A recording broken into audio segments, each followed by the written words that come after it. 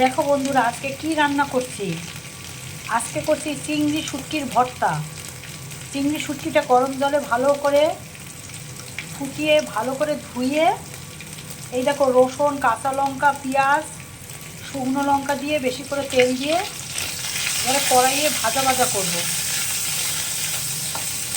আমি কোনোদিন শুটকি মাছ খাইনি, কিন্তু আজকে খাবো। সবাই বলছে হেভি নাকি খেতে, তো খেয়ে দেখি শুটকি।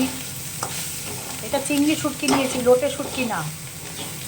দেখো তেল দিয়ে শুকনো লঙ্কা, কাঁচা লঙ্কা, রসুন বেশি করে দিয়ে এবারে ভাজা ভাজা করব।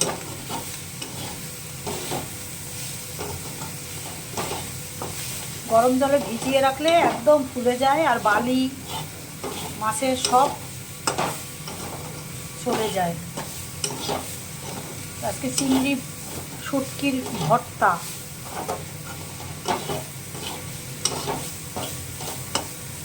তারপরে ভালো করে ভেজে নিতে হবে।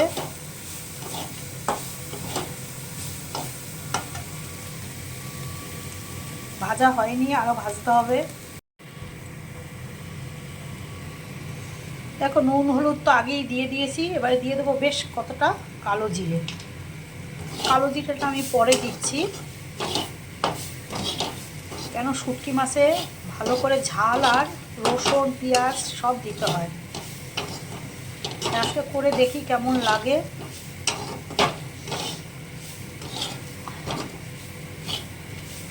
কারা কারা ভালোবাসো শুটকি মাছ। আমি অন্য শুটকি খাইনি কোনো দিন, এই চিংড়ি শুটকিটাই ট্রাই করছি, তাই তোমাদের সঙ্গে শেয়ার করলাম।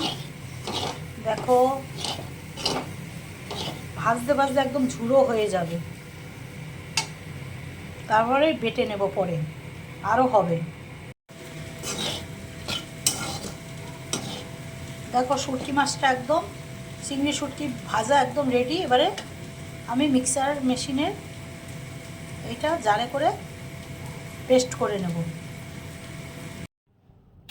এই দেখো মিক্সির জারের ভিতরে দিয়ে দিয়েছি। এবার এটা ঠান্ডা হয়ে গেছে, এবারে এটা পেস্ট করে তারপরে আসছি। দেখো কত সুন্দর বাটা হয়ে গেছে, দেখছো কত সুন্দর হয়েছে, একদম মিহি। দেখো বের করে দেখাচ্ছি তোমাদের। তাহলে চিংড়ি শুটকি এভাবে করে আমি করেছি। এবার সর্ষের তেল দিয়ে শুধু মেখে খাওয়ার অপেক্ষা।